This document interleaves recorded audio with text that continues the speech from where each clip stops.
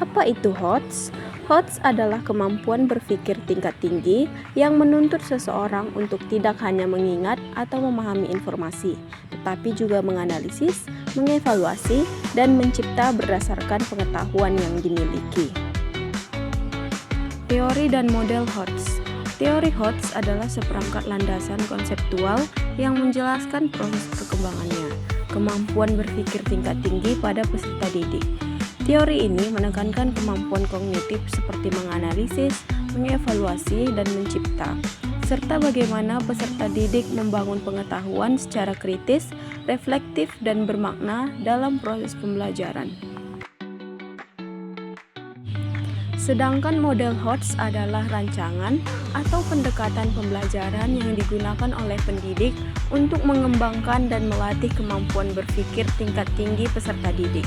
Model ini mengarahkan kegiatan belajar agar peserta didik aktif memecahkan masalah, berpikir kritis dan kreatif, serta mampu menerapkan pengetahuan dalam berbagai konteks kehidupan nyata. Jenis-jenis teori dan model HOTS. Yang pertama itu ada taksonomi Bloom, menjelaskan tingkatan kemampuan berpikir dari rendah ke tinggi. HOTS berada pada tingkat menganalisis, mengevaluasi, dan mencipta. Yang kedua, teori konstruktivisme, menyatakan bahwa pengetahuan dibangun sendiri oleh peserta didik melalui pengalaman, interaksi, dan pemecahan masalah. Yang ketiga, teori metakognitif, menekankan kesadaran peserta didik terhadap proses berpikirnya sendiri, seperti merencanakan, memantau, dan mengevaluasi cara berpikir. Yang keempat, teori berpikir kritis, mengembangkan kemampuan menganalisis informasi, menilai argumen, dan mengambil keputusan secara logis dan rasional. Yang kelima ada teori berpikir kreatif, berfokus pada kemampuan menghasilkan ide baru, solusi alternatif, dan inovasi dalam menyelesaikan masalah.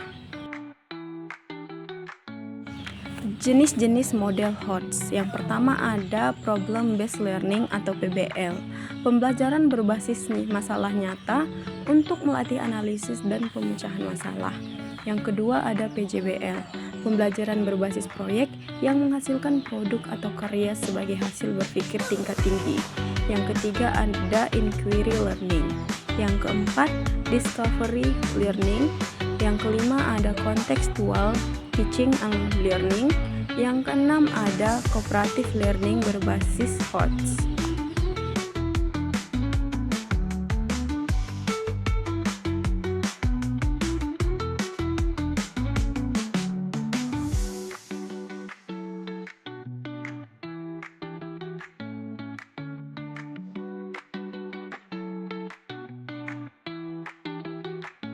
Selanjutnya, fungsi, teori, dan model HOTS. Fungsi teori HOTS yang pertama sebagai landasan konseptual pembelajaran. Teori HOTS menjadi dasar dalam memahami bagaimana kemampuan berpikir tingkat tinggi dikembangkan pada peserta didik. Yang kedua, mengarahkan tujuan pembelajaran. Membantu guru menetapkan tujuan yang menekankan kemampuan analisis, evaluasi, dan kreativitas. Yang ketiga, menjadi acuan penyusunan kurikulum. Teori HOTS digunakan untuk merancang materi, kegiatan, penilaian yang mendorong berpikir kritis. Yang keempat, ada meningkatkan kualitas proses berpikir peserta didik, membantu peserta didik berpikir lebih mendalam, logis, dan reflektif. Sedangkan fungsi model HOTS yaitu ada yang pertama sebagai pedoman pelaksanaan pembelajaran. Yang kedua, menciptakan pembelajaran aktif dan bermakna. Yang ketiga, melatih keterampilan abad 21. Yang keempat, meningkatkan kemampuan pemecahan masalah. Yang kelima, mendukung penilaian berbasis HOTS.